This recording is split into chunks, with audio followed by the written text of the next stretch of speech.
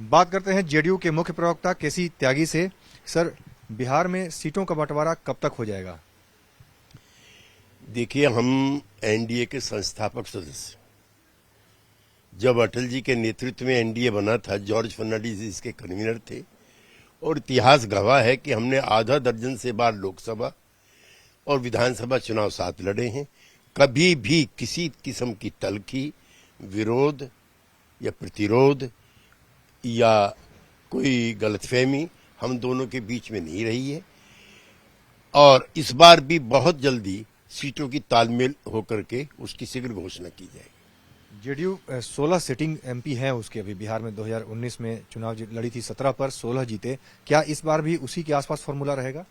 देखिए, पार्टी के दोनों तरफ के नेता बैठ कर के सीटों की घोषणा करेंगे, लेकिन जनता दल यूनाइटेड ने जो सीटें जीती हैं, भारतीय जनता पार्टी ने जो सीटें जीती हैं, वो उनकी अमानत है और दोनों मिलकर के इस फॉर्मूले पर आगे बढ़ेंगे। लालू यादव की जो टिप्पणी है नरेंद्र मोदी के परिवार को लेकर के, उसको बीजेपी बड़ा मुद्दा बना रही है। 2024 के लोकसभा चुनाव में सभी नेताओं ने अपने एक्स पर प्रोफाइल में बदलाव करके लिखा है मोदी का परिवार।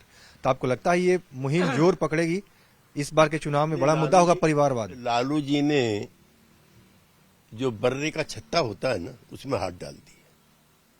ये बीमारी कांग्रेस पार्टी की थी परंपरागत तरीके से। लोग तो ये भी कहते हैं कि मोतीलाल नेहरू ने भी 2-3 चिट्ठियां महात्मा गांधी को लिखी थी कि जवाहरलाल जी को जल्दी कांग्रेस का अध्यक्ष बनाया जाए।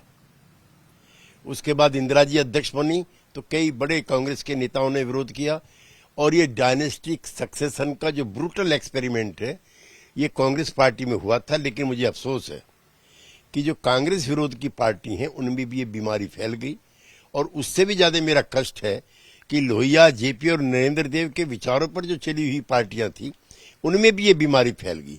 मुझको बिहार का भी याद है, जब श्री कृष्ण सिंह पहले मुख्यमंत्री थे तो उनके बेटे को भी कांग्रेस पार्टी के अध्यक्ष एमएलए का टिकट देना चाहते थे।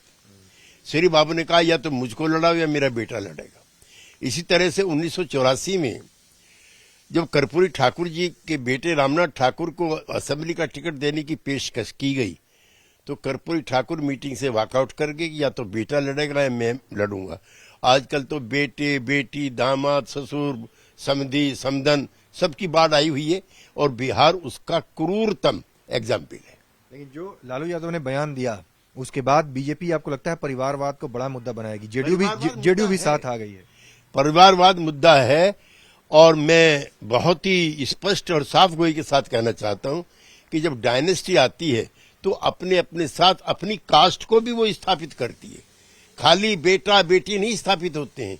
जो परंपरागत ट्रेडिशनल उनकी जाति व्यवस्था है उसका भी ट्रांसफर सत्ता के साथ होता है। लोकतंत्र का इससे विकृत स्वरूप और कोई नहीं हो सकता। चलिए, बहुत बहुत धन्यवाद। तो ये थे जेडीयू के मुख्य प्रवक्ता केसी त्यागी। कैमरामैन हरीश के साथ अमितेश सिंह, न्यूज 18 दिल्ली।